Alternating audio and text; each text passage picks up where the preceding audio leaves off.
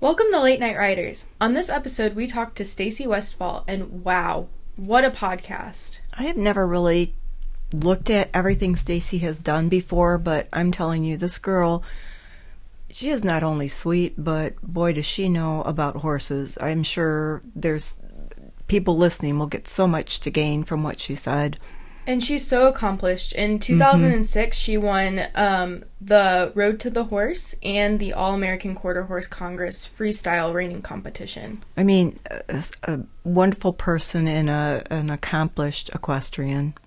Very much. Mm-hmm. So you can find her podcast on her website, stacywestfall.com, and be sure to like and subscribe to our podcast. I think you'll really like this one. Enjoy.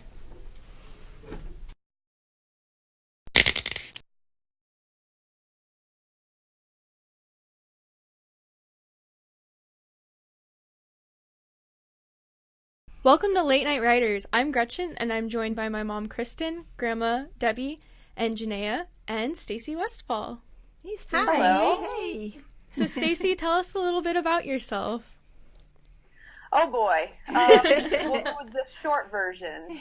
I am Stacy Westfall, and I teach people how to successfully train and enjoy and understand their own horses better. And I'm probably best known for either winning the Road to the Horse competition or probably arguably the bareback bridleless freestyle ride. That one spread a little wider. So. Yeah. Can you tell us a little bit about the Road to Horses competition? Yeah, it's a colt starting competition that has been going on now for a little over a decade, and basically they bring in a group of people that are going to be starting the colts, clinicians, trainers, different people, and they then have you select from a group of like very, very lightly handled horses, meaning they may have been halter broke as weanlings, but then they're pretty much untouched. And then you have the job of starting them in front of a crowd of people in a very limited amount of time. It's varied a little bit. The year I did it, we had 3 hours to train them. And, it's gone, they've modified it up and down because it's been kind of a learning process. But yeah, it's basically a really short time period to show what you can achieve with a virtually untouched horse, like a very, very, very green horse. Yes. Yeah. And at the end of it, the challenge is to ride through an obstacle course, and you're judged on the training in the RAMM pen, and then you're judged on the actual final course too, and basically how you handle it. So what was like going through your head when you were announced as the winner of that competition? It's kind of interesting because as most good stories, like that piece of the story was a teeny tiny piece of what was going on that weekend, because I have 3 kids, and at the time they were roughly right around the ages of like 7, 6, and 4. Wow. And they're all boys, and they were with us, and it was my first, it was my biggest public event type thing. Totally had no preparation going into it to understand how long the lines of the crowds were going to be and all this stuff. And everybody got sick. So the kids were really sick. And the kids were like, and I remember that Tootie had gotten us a room that had a jacuzzi in it, like as a special treat with the little kids. And we were using it as like an ice bath cooling area because everybody was so sick. We had directions to the hospital because the fevers were like hovering around like 103, 104. And you were like, they're really sick. And I was being like, I want to be mom. So so I wouldn't let the grandparents do as much as I should have let the grandparents do looking back. But I was having that challenge of being like mom on one hand and person competing over here on the other hand and being like, I could do it all. Basically, I got done. So I was like, I did my round. I wish I had a video. I did my round. And then I went to the VIP lounge and just laid down. And I'm just like, flat on a couch, and then they came up and they got I didn't even watch the other competitors, and they came up and they got me and they took me down, and it was just surreal because with all of that going on, it was announced, it didn't feel real.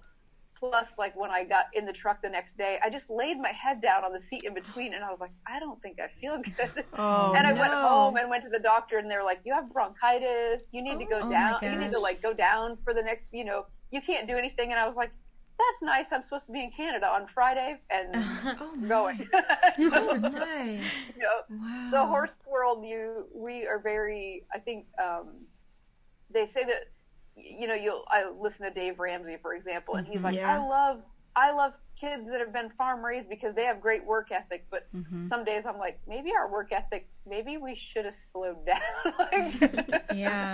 I think about that because I say, we never quit and we never show that we hurt or whatever, but I think that would be a good thing to talk about sometime because we're just not quitters at all. But that had to be a lot for you, poor thing. You had to be exhausted.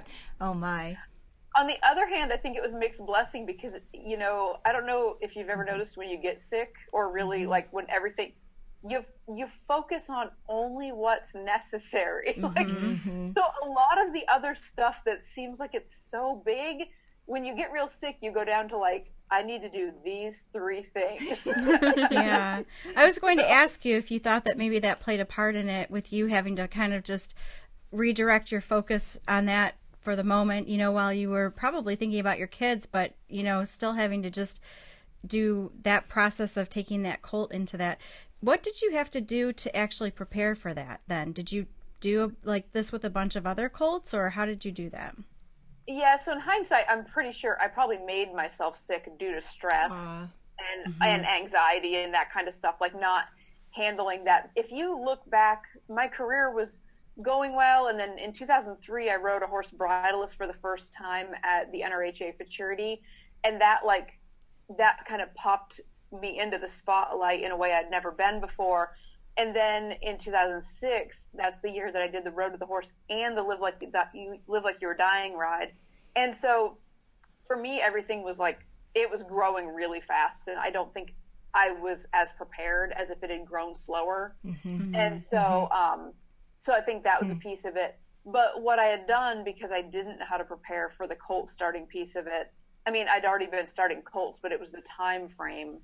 So when I had applied, I had actually, they were like, they had said, if you wanted to apply, send in a video. And I was like, I have no idea what to video. So the next colt that came in, I just set a video camera on a tripod and started the horse inside the same time frame that I would be required to at there.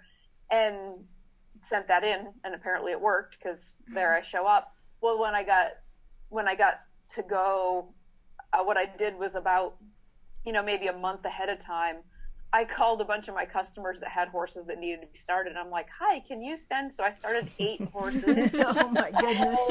Within the same time frame. And again, I've always joked around that I'm really bad at math. And so I had them all come in the same week. Oh wow! Oh my god! Like why? Can you imagine? So I was doing. So it was like I was doing like, okay, you get, because at the time you got 1 hour on Saturday in the competition. On when I was doing it, you got 1 hour Saturday, 2 hours Sunday, and then you had to ride your obstacle course. Oh wow! And so at home with those 8, I was like, okay. You get one, like I'm doing U4 today and U4 the next day. So that's like, and it was like, it was insane. Like, but I learned a lot, because what you basically are doing is you're just trying to, like, let's just say there's 100 steps to starting a colt from the time that you teach it to lunge to the time that you get on its back. And just for a number, say there's 100 steps. Basically, when you go to something like that, you're going like, what are the key 20? Oh my. What are the critical, like, we're going to say they're all, but you're just trying to laser focus it. Wow. So I just have to say, you're just such an overachiever. And I just can't believe, like, I was listening to, I believe it was one of your podcasts, because I've listened to quite a few things, but you were just saying, well, since I don't really exercise too much, I decided that I would do yoga, running, and weight training. And then, I told my mother, and she's like, like you said, out of this came a very good thing, a 5K that you didn't expect.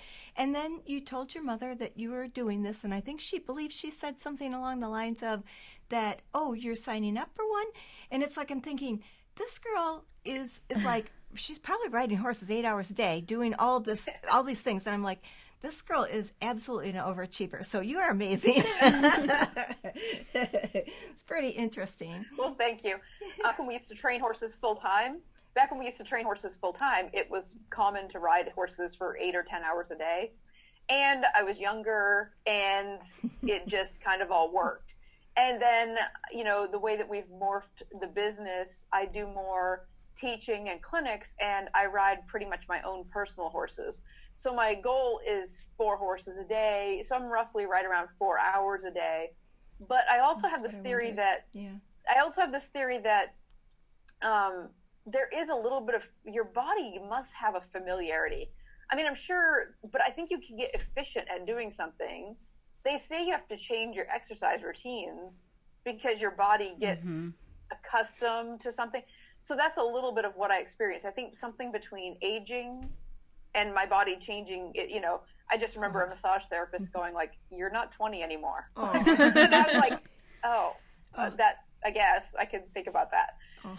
And so there's things that change just from, age. And then there's also things that's changed from, I'm not riding 8 to 10 hours, I'm doing this. And then maybe there's also just some like better balance maintenance going on now that was maybe not even there when I was 20. But, well, I have to say too, from listening to your podcasts and things, how much we all appreciate your practicalness, how you take what you do with your horses and relate it to common things that make it so easy for us to understand. And I just want to thank you for that. It just really helps a lot to hear that you relate it to your children or to, I love like in your book, in Smart Start, how you talk about like the ages of the horses, like being either like college age or high school age or younger. And that just helps so much to understand. Yeah. I think some of these things are hard to anchor. And I really, really, really believe that when you want to test a principle that you hear and it's brand new, if it's a strong principle, it's a life principle, and it will run through life. The common thread of whatever somebody's teaching you, you should be able to discern what that common thread is. And then you should be able to apply it, that common thread, you should be able to apply across life. It should fit with, across the board. And I think that's, I think that helps you know that you're onto something that's solid versus something that could be a fad. And, because there's going to be a ton of different presentation techniques, meaning, I'm going to phrase something one way, somebody else is going to phrase something the other.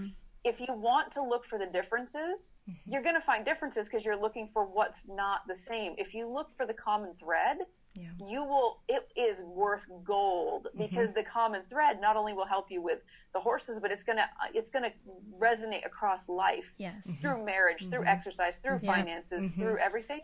And that's what makes me excited. So I try to pull those ideas back and forth to be able to show people that's how I'm testing things.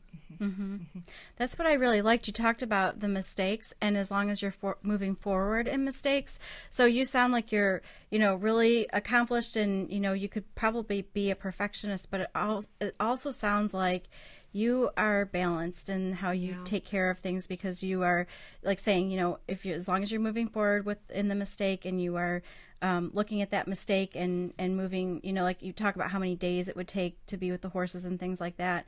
But as I was listening, I'm thinking you're not giving advice just for horses or a certain discipline. You're giving advice for life, and anybody could listen to your podcast. They are really, really good. Well, thank you. Thank you. I still think the best book title I've ever read is the book Failing Forward, which is a phenomenal book, but it's also just a phenomenal title and thought, like Failing Forward. I mean, yeah. And I am a recovering perfectionist who probably does a little bit of, I think I keep a little bit of overwhelm in my life, because if you keep going forward, there's a limit to how perfect you can make it, because the temptation, if you're a perfectionist, is to not move forward because you want to stay right here and make it perfect. And so it has to feel, a lot of times for me, it has to feel like it's 80% done, and then I need to go, because if I allow myself to go 100% done, I'm talking to you on my MacBook Air that I literally pondered for 2 years. My husband was like, "Go buy the computer, get the computer," and I was like, "But what if I need this? And what if I need this? And how about that?" Yeah. And he's like, "Just stop." You're a Dave Ramsey girl. We can tell. Yes. Yes. Yep. Aw. So one of our viewers wanted to know, you talk about consistency in the message of training your horses. So what are some tips on how to maintain that? She finds herself getting off message with her horse, and he reacts in different ways to the same request. Once he starts getting inconsistent, she starts to get inconsistent. Mm-hmm. Yeah. So for me, I have to take that and almost put it into an example. So a lot of times what happens is maybe somebody goes out to work their horse and they're like, I'm going to work on lunging my horse. And so they go out and they go out to lunge the horse and they send the horse to the left. And the horse starts going around, and then the horse asks a question. Now, when I say asks a question, what that looks like is the horse turns into face shoe. And then half the time the riders go like, "Oh, did I do something wrong?" And they doubt themselves versus sending the horse. Well, then because they doubt themselves, they kind of withdraw, back off. And then they're not sure, like, "Oh, did I do that? Well, I want him to come to me. I don't want to be mean and chase him away, but I don't want to but I didn't ask him to stop." So now they're not as sure. So sometimes when I talk about consistency, you have to try to separate. And this is why in the podcast, I started with the rider's mind, and then I went to the rider's body, and now I'm going to the horse's mind and then the horse's body. So we can break into these 4 things, because in that little scenario I just put together, the inconsistency comes from the doubt happening in the mind and the question happening in the horse's mind. So we're both in the mind. We're in the horse's mind, like, "Hey, yesterday you stopped at the end and I looked at you, so can we stop now?" And so we're in the horse's mind is asking a question, and the rider's mind is like, "Oh golly, did I do something wrong?" So now we're both in the mind, and I go like, "Make it trot 10 times. Make it trot 10 times. That's it." Now, while you're trying to make it trot 10 times, the horse is gonna still turn in, and you're still gonna go like, "Did I do something?" And then you're going to go like, "It doesn't matter, because Stacy said trot 10 times. And if the horse breaks to a walk, you're going to have to start again." So in my clinics, I'll be like, "And if he breaks to a trot at number 6, it's 0. And we start at 1, 2. And all of a sudden they're like, now the rider starts to be like, "Okay, we're at lap 16. Do not break gait, because she's going to make me go again." And so I try to pull them out of their heads, back into their body, and be like, "Trot 10 times." Yeah. And then when we achieve the trot 10 times, you stop, and now we can decompress and think, did you feel guilty when he looked at you? Did you feel mean when you sent him? How did you feel when you made him do that? I mean, he's breathing like, do you feel mean? Because if you feel mean, this is we're training an athlete. And we're also training, just even if you don't want to say an athlete, it's just like when the kids were little and they needed to work out, they needed to move. They can't. Our kids had to do. We did a system where we said you have to earn your video game time. So you need to do an hour of activity to earn 30 minutes of video time. And so there was something like that. But with our horses, we feel so guilty sometimes when we put them to work and make them breathe hard. And it's like, no, they didn't read an exercise book, and they're not out there doing work around the pasture, and they're not required to forage over the next 200 miles to get their food. So we got to balance out all the good stuff we're giving them. Right. So that to answer the question just a brief bit shorter is try to figure out where that inconsistency is coming from. 9 times out of 10, it's happening in the mind. And then I just pull it into some kind of a maintainable exercise that's going to make them have to do. If it's not on the ground, it can be, trot a 20-meter circle 5 times. And you're going to start to, because of that consistency, you'll start to notice they're pulling towards the gate on one side, and on the opposite side, they're falling in. How are you going to answer that question? this is how I look at it. Yeah. It's almost like what you say makes so much sense to me, because I was a early childhood care, I don't know, preschool teacher. Yeah. And then I had children, and then I was always a early childhood. But it's a redirection, and it makes so much sense because you are totally just doing a redirection, getting them away from that. And how simple is that to just before they go into either, like into a temper tantrum, or it's going south, you just redirect. So that makes a lot of sense. You'd be a good trainer then, Kristen. That's really good. So I actually have a really big question for you. Okay. With that inconsistency, how do you not get frustrated with not getting the response that you hoped for? Well, the words in there that are key are frustrated and hoped for, because I think a lot of times people it's funny. So let's just say that we take a tiny human and grow it for 18 years, and then we're still, as parents, like, oh, geez, I'm not even sure if you're ready to go. like there's still like this, and it's like it's a slow process to learn. Well, with the horses, it happens faster, shorter lifespan. They mature much quicker, obviously, like they're up and running. So they've got this really quick takeoff time mentally in the way that they go, and then it's a different plateau. So it's not the same arcing curve. So that's why I talk about in one of the podcasts, the horse's path is not the same as the rider's path, and some of these different concepts. So what a lot of times people don't know is like the actual, a more realistic timeline. So one of the projects I did a while back was the Stacy's Video Diary Jack. And it was a YouTube series where I tracked a year's worth of training with a horse. And it actually represents kind of what I was just saying. So we videotaped every day the first 7 days, because when a 2-year-old comes into me, they're so ready mentally to go that we videotaped every day the first 7 days. And then we went to I forget now if it was 2 or 3 times a week for the next, couple months. And then it tapered down, because with my skill, because I've been doing this for a long time as a professional, I could do a lot of that kind of quickly there. But even I hit a plateau where there's that quickness to the beginning, but then there's just a plateau to doing a lot of those little Q&A, question and answers. And there's jokes. I mean, how many jokes have you seen on Facebook about circles, and more circles? Like any version of that. You can see it in every discipline. Yeah. Because what professionals know is that on those circles and more circles, to the untrained eye, it looks like we're just mindlessly going in circles. But to the rider riding it, it feels much more like, imagine your car had a misalignment that you could only adjust while driving it, and making an adjustment to it as you were driving. And because you're doing that, like these little minor adjustments where the horse, like people notice if they're riding a circle to the left and their horse drags them to the gate and out the gate.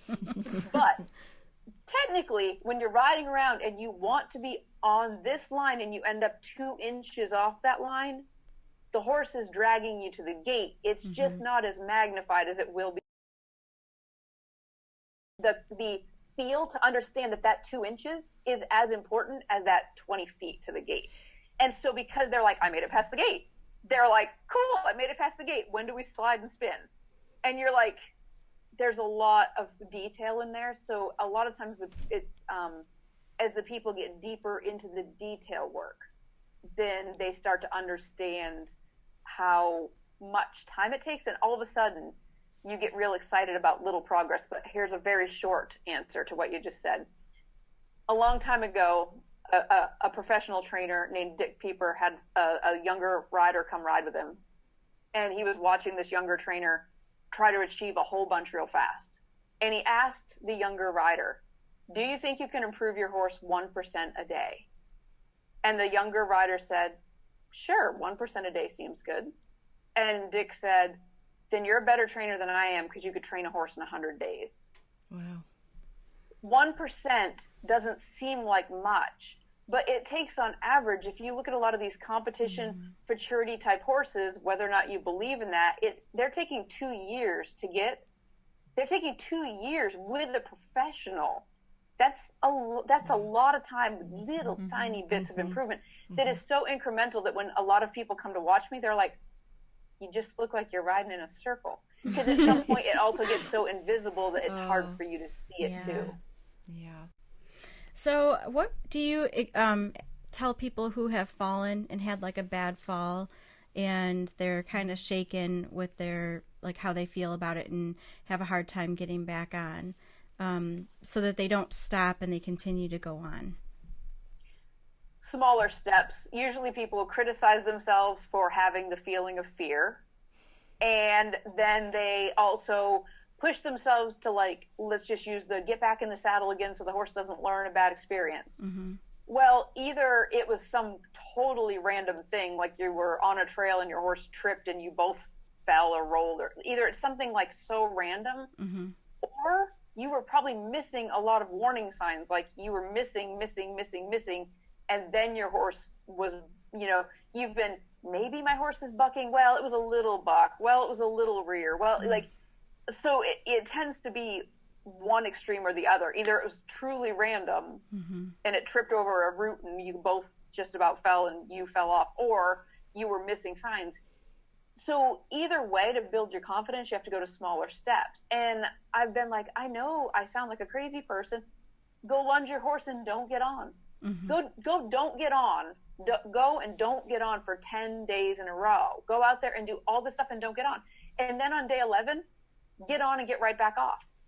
Don't get on until you are like almost frustrated that you're not on. Like, why am I still holding back? Yeah. Like, just literally hold yourself back until you want to go forward versus forcing yourself on before you're ready. Because a lot of times, because the majority of the time, it's actually, it's just most of the time, it's more likely that something was being missed versus the tripping on the trail thing. That happens, but a lot of times you've been missing something. You look at everything different after you've actually been in kind of an accident. So you might see a lot more during your groundwork and your prep, but you're not going to see it if all you do is throw the saddle on and head off down the trail, because that's a big step. I wouldn't do that with a colt. You wouldn't be like, oh, you got a brand new colt. You saddled it today. Let's head off down the trail. Yeah. Start adding all those steps, like in that book, in the Smart Start adding all those steps back in. And all of a sudden you're like, I remember when I was bending and doing that, and I used it like a checklist and was like, did that once. My horses aren't did that once. Mine are like, they need to own it any day of the week that I pull them out right now, automatic. So speaking of Smart Start, another viewer asked, in Smart Start, you talk about bringing a horse into emotional balance and then making them a 0. I understand how to take the unresponsive horse at a -10 and get him going, but getting back to +10 back down to 0 is always a much greater challenge. Can you provide some more examples or additional advice on how to accomplish this? Another way to look at the +10 and -10 is sensitizing and desensitizing. So when you've got the -10 horse, he's really dull, so we're trying to sensitize him. So people tend to understand that because they're thinking maybe we're going to use the riding crop. We're going to use a cue, like I'm going to squeeze you, and if you don't go, then I'm going to go to another escalating cue, and it goes up like that. The opposite side is desensitizing. So it would be bringing the horses down through the phases. So desensitizing that you see a lot would be when you're sacking them out with a bag, or when you're sacking them out with the stick and string, you're sacking them out to noise. So what changes there a little bit is people get confused about the idea. People tend, and people go through these stages of learning with the horses. And a lot of times I say that if you just want to, like, we'll just make this up. So this person gets a horse and they're riding it, and they're not really, they don't know anything about sensitizing or desensitizing. They've just watched some cowboy movies and they got on a horse once upon a time at somebody's house. They get a horse, they go down the trail. They just kind of pull and kick and make it happen. Believe it or not, they're doing a lot of desensitizing because they're not that concerned about finesse. They're just kind of like manually, like left, right. They're just kind of manually doing things. So because they're not focused on the details, think about a kid's horse. Like kids' horses will like drag their young riders' reins out of their hands and go eat grass, right? So, but you know what? That young rider's not thinking like, oh no, is this bit causing the horse pain? Did I use too much leg right there? Was I asking for too much? The young rider is like, charge! I want to go catch my friend, and the pony, but the young rider, that green rider, is kind of desensitizing because they're not that focused on it. Well, then what happens usually in the next stage is that the rider becomes more aware for some reason, whether they're attending events or educational things or whatever, but then they start to really focus, and then they start to sensitize a lot. And so they start to be really detail oriented, and they start to get the horse really sensitive because they're really good at pressure and release. So the kid didn't care. The kid was just dragging the pony around, so they were desensitizing. Yeah.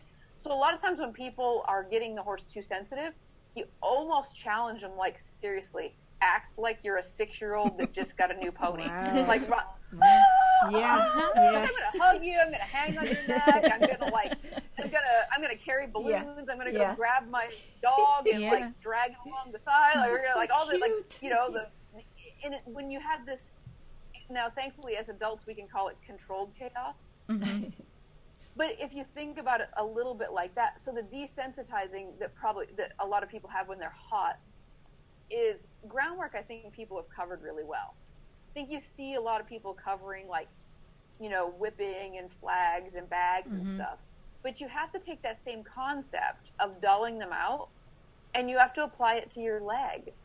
Your leg can't only be a fire stick. It can't only be like go. It has to mean some other things. So that's why, like on my horses, I'll teach my horses that I can wave my legs at their shoulder and teach them to back up. Well, all of a sudden, this horse now thinks, oh, legs can mean go forward and legs can mean back up. Now the horse doesn't only have forward. Like when people say my horse is scared of a whip, well, I think, again, in groundwork, people are getting more and more understanding that you can desensitize or sensitize with the whip. That applies to every single tool you have. Your legs, your hands, your voice, everything. It applies to everything, that concept of balance. And so you'll notice there's some people that are naturally really good at dulling horses out because of the way that they are with horses. And there's other people that are naturally making horses really sensitive. That's because of who they are.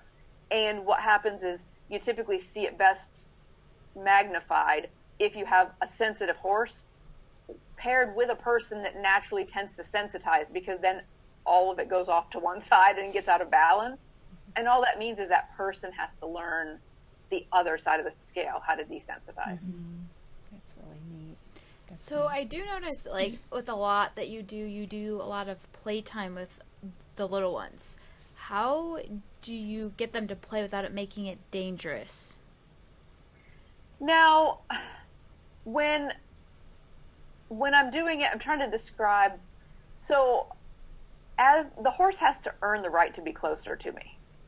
So I don't have enough videos because I never think to have the video camera out when I've got a weanling there. Because when the weanlings come in, I do stuff with them, but I usually keep them for like short time periods. If we didn't raise them, then they're there for short time periods. And even mine, like I bring them in, mess with them, and then throw them back in the pasture. Like I just don't do that much with them. It's like, it's good, and they could be handled for vet and farrier and that kind of stuff, but I don't do a lot with them, so I never think to grab the camera. But it's funny because when I lead the babies, I keep them I keep them much more at that 4 foot, like if a stick and string is about 4 feet long, I keep the babies about 3 to 4 feet away from me, which is pretty much the opposite of what most people do. Most people would be like, you know, like all over them.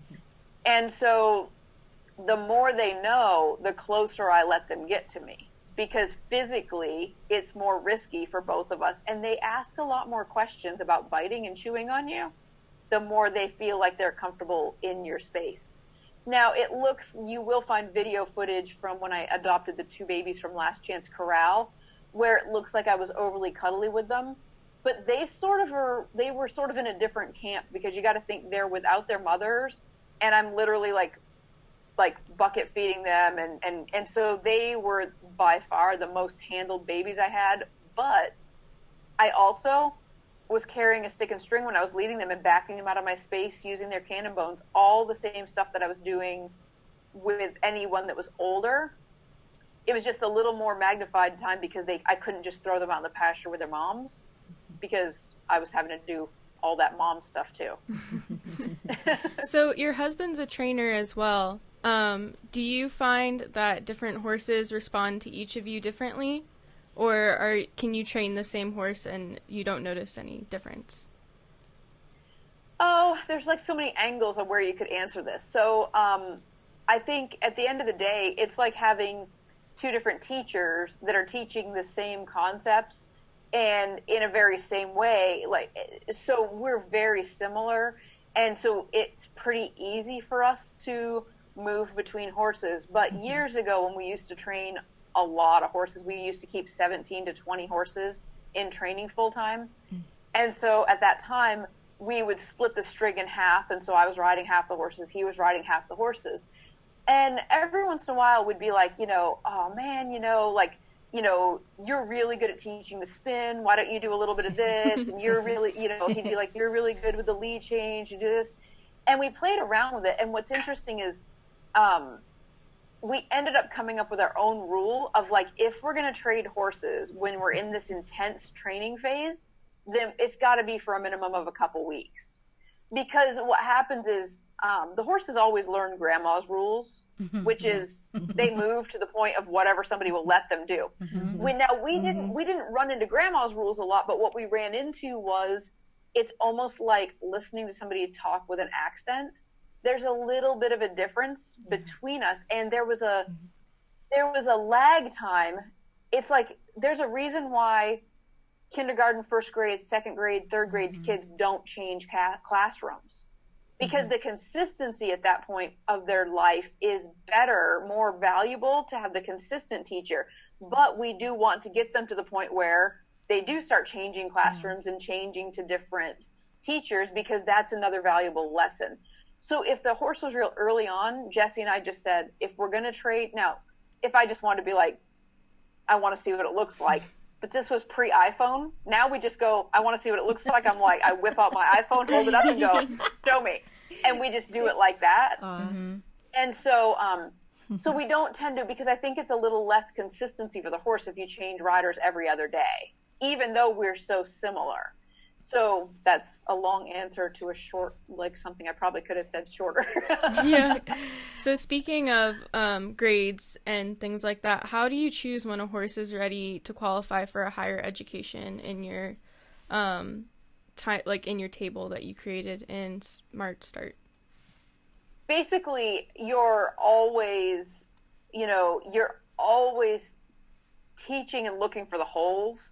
So you're moving up through. Now it goes back to something I said earlier, like things usually feel 80% done and then you're moving on. And I think that when people come and take a clinic from me, I think sometimes that's a little bit like, but I want to get it perfect. And you're like, okay, we're going to get it 80% done because as you learn the next concept, it actually helps finish out that earlier concept. That's just how learning works. It keeps stretching you a little higher across the board, but there's also a lot of going back. So it's easier to put that into an example. So it might be like, I might be moving along and so Smart Start only goes to a certain point and then there's so much. So let's just jump way ahead into like lead changes. It's like, okay, my horse has pretty good forward motion. I can walk, I can trot, I can canter easy. I can go from a walk to a canter pretty easy. All this is happening pretty good. And then I start adding more things. Well, what's going to happen is at some point, I'm going to hit a point of resistance. Like I'm going to lope off on the left lead and move the horse's hip and I'm going to ask for a lead change and nothing's going to happen. Well, when nothing happens, I'm going to have to be like, okay, what didn't the horse understand? Did it slow down? Did it not move away from my right leg or my left leg? Did it get stiff in its face? And then I have to actually go back and work on whatever the answer to, let's say it slowed down, like because of the way that I opened one leg, it thought maybe this is a slow down cue. It's a lazier horse, and so it slowed down. And so I think, oh, geez, I got to work better. I got to go back and reinforce a lower exercise that's going to actually make this higher exercise more likely to happen the next time. Mm-hmm. So it's basically I'm constantly moving up and down the scale. Yep. Mm-hmm. That's how I kind of feel. I actually have a 10-month-old right now. So this whole, like, I've been reading your one book. One of my friends actually let me have it for right now because we're starting her from the ground up. So it's definitely, you're really an inspiration to a lot of us to try and do all of that, because I feel like we're going backwards right now. Yeah, well, that's awesome. Well, I'm glad you're finding it helpful. But so what the 10-month-old is, what are you doing right now? So we're just trying to get her to kind of stay away from us, because she loves to, like, jump on you. I don't know where she got that from, but she likes to be really close to you. So we're trying to get her to kind of give us our space. She's going to be a barrel horse. I have a 7-year-old too as well that we're, like, training, and she's a barrel horse too. So that's our goal. Yep. So the generally the jumping on and that pushing stuff, it's if you watch them with their moms, if you watch them with their playmates, that's what they do. The very first, I have an email sign up, like, newsletter. It's not a newsletter. It's a weekly email with tips, training tips that goes out. And the very first video that I send out in there, it's short. It's a couple minutes, but it's 3 horses in the round pen. And it's one that's clearly dominant and 2 that are actually, at the time, I think they were a yearling and a 2-year-old, but they're very closely matched, like, emotionally or whatever. Mm-hmm. And they're just all over each other. They're just banging and climbing, and you can't tell who's who. That's how they ask the questions. But you know what's funny? You watch both of them banging around there, and nobody bangs into popcorn because they've been in the pasture with them, and they know you don't bang into popcorn. So it's when they're banging into you and doing that stuff, like, even in the pasture, they learn who not to bang into real fast, because it's whoever follows through with the corrections and doesn't feel guilty about doing it. So, yeah. With you being, like, consistent and with training and everything, have you ever felt like you just wanted to give up? Feeling like nothing felt like it was going anywhere? I remember early on in the training, the only time that I really felt like that, because I've always loved horses so much that the idea of giving up horses never left, but the idea of not being a professional distinctly occurred, because there's a pressure when you take a client's horse. Mm-hmm. So, like, me training my own horse, I've always been very, like, fluid with the idea that I love horses and I'm going to do something with you. Mm-hmm. So give me a mini, I'm going to find something to do with the mini. Give me Presto, the last chance corral baby who's now 16 and over 16 hands. And I'm like, well, you're not a reiner. We know this. Like, I'm open and fluid to what it means. But at the same time, as a professional, you had all the pressure from the owners to be like, it's bred to do reining. It's supposed to be a superstar. It's your job to make it that. Right. And so I think I see owners that personally apply that same pressure to themselves. So a person could do that to themselves. They could be like, I'm failing my horse. That'd be why that podcast happened. I'm failing my horse. I need to do this. And nothing good comes out of that energy, because, I mean, you end up putting all these weird restrictions on it, where it's like every day I'm going to go out and I'm going to fail forward. I'm going to make mistakes in the right direction. I'm going to make a mistake. I'm going to ask for the lead change, thinking I might work. It's not going to work. And I'm not going to think, oh my gosh, this horse knows I was going for a lead change today, so now tomorrow he's going to know, oh, that was lead change coming, and so we're never changing leads for the rest of the horse doesn't have a clue what I'm asking.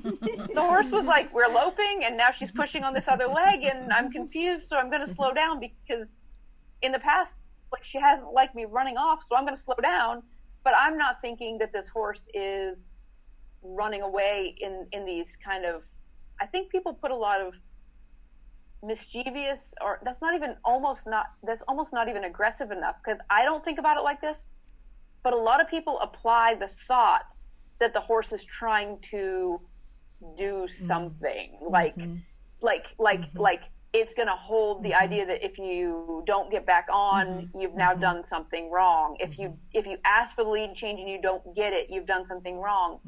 And most of the time, like, no, you didn't say to the horse, like, today we're doing lead changes. Yeah. And on the third one, we're going to, like, the horse is just like, I don't know what that is. Yeah. Even getting on the trailer, anything that humans can clearly see the end to, humans tend to make into one big pass or fail. Like, it didn't get on the trailer.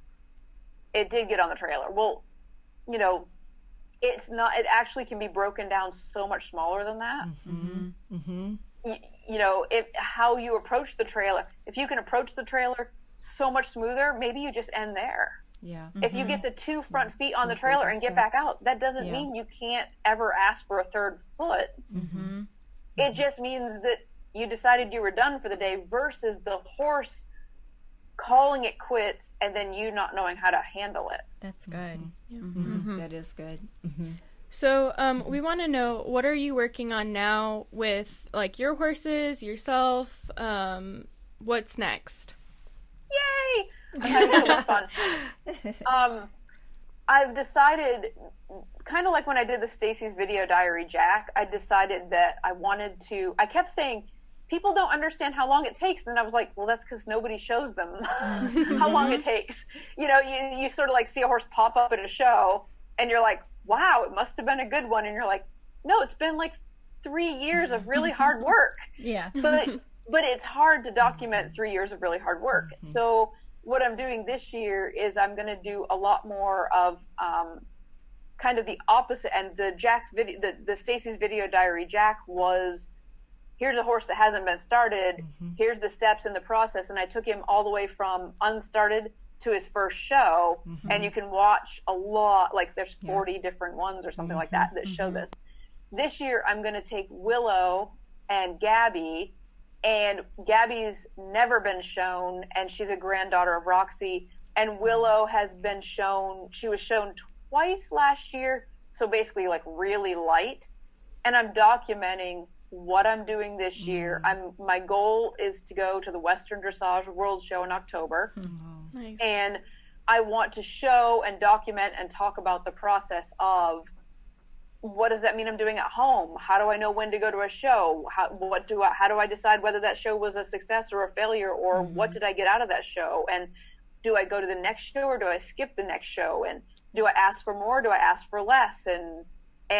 And all the things that happen in between. Oh no, it needs time off because it's foot sore. Oh no, Stacy hurt her back and she can't ride this week. You know, because there's so much of life that's happening before you get to the world show. And people feel like when life happens to them, they're like, oh no, I can't go to the world show in October because, you know, all of this feels like it's falling apart. And I'm here to say, like, it basically feels like it's falling apart the whole time as we're going through it. There you go. That's good. That's good for all of us to hear about. Yeah. All right. Well, we'll be taking a short break, and when we get back, we will enter our next segment, Canter Banter.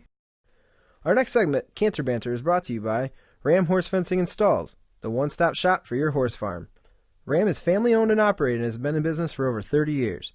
We welcome you to call in and speak with an expert about your next project today at 866-653-8984. Again, that's 866-653-8984.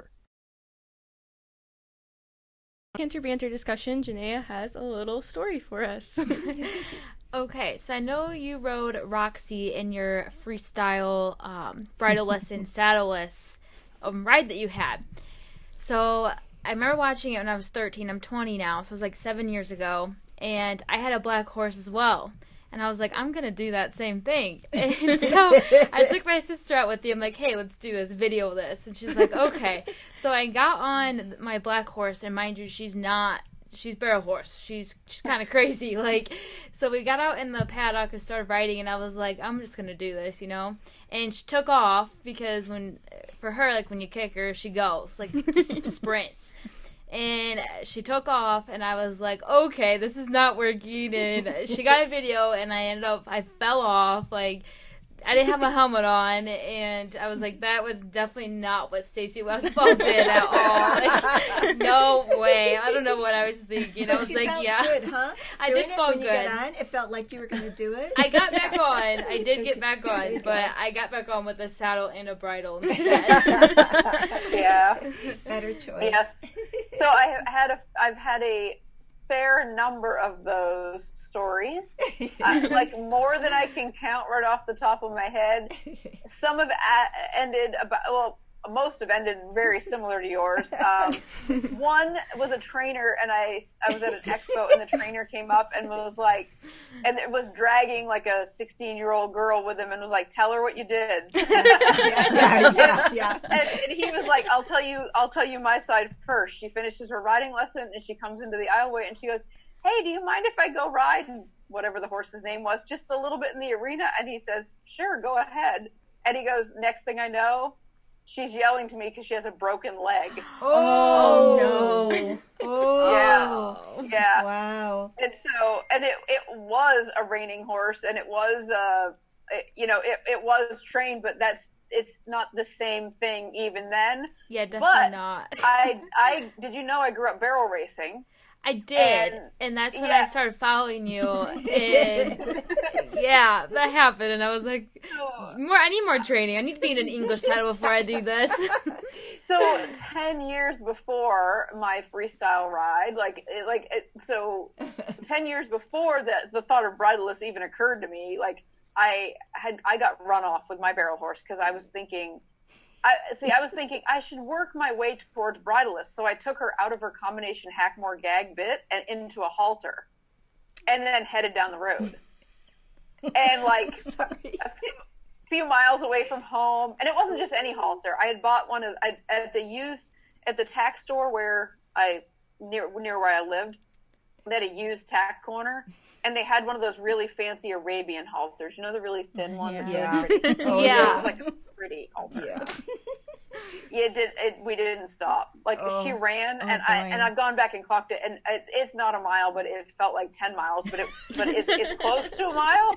And it was on a back road, dirt road, and she was running full out, and there was nothing. There was nothing, and I was like clinging on her neck, and I was thinking, either I'm going to fall off and break my leg, or I'm going to jump off and break my leg. Oh. I might as well see if I can stay on, because that one I might not break my leg. Yes.